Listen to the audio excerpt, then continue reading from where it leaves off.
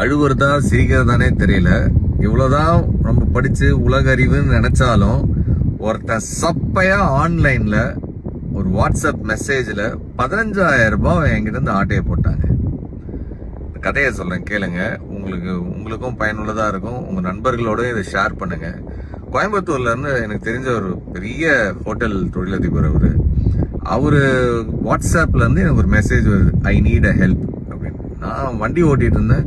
அவர்கிட்ட இருந்து ஒரு மெசேஜ் ரொம்ப ரேரா வரும். அவர்கிட்ட இப்படி ஒரு மெசேஜா?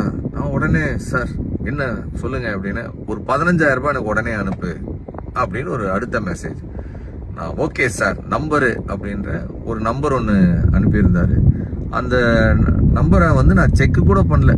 பணத்தை அனுப்பிட்டு பார்த்தா ஏதோ யோகேந்தர்னு சொல்லிட்டு வேற ஏதோ பேர் வருது.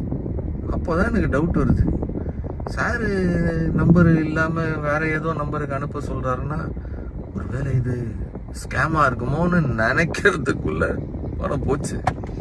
அவருக்கு ஃபோன் பண்ணி கேட்டா நான் நினைச்ச மாதிரியே, என்ன செந்தில் காலையிலே என் போனை வாட்ஸ்அப்பை ஹேக் பண்ணிட்டான், நீ ஒரு 500வது கால் எனக்கு இந்த மாதிரி பண்றது. இத்தனை பேர் பல பேருக்கு மெசேஜ் போயிருக்கு, சில பேர் பணத்தையும் அனுப்பியிருக்காங்க. நான் ஏற்கனவே சைபர் கிரைம்ல கம்ப்ளைண்ட் பண்ணியிருக்கிறேன். 15,000 ரூபாய்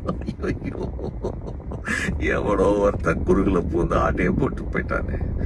நெக்ஸ்ட் டைம் யாராச்சும் உங்ககிட்ட இந்த மாதிரி வாட்ஸ்அப்ல இருந்து பணம் கேட்குறாங்க அப்படின்னா தயவு செஞ்சு கன்ஃபார்ம் பண்ணாம யாருக்கும் இந்த மாதிரி டக்குன்னு எடுத்து ஒரு எமோஷ்னல்ல யோசிக்காம அனுப்பி விட்றாதீங்க. சுட சுட சுட்டுன்னு வந்துருக்கிறேன். இது சுட்ட கதை இல்லை, உண்மையிலேயே பட்ட கதை.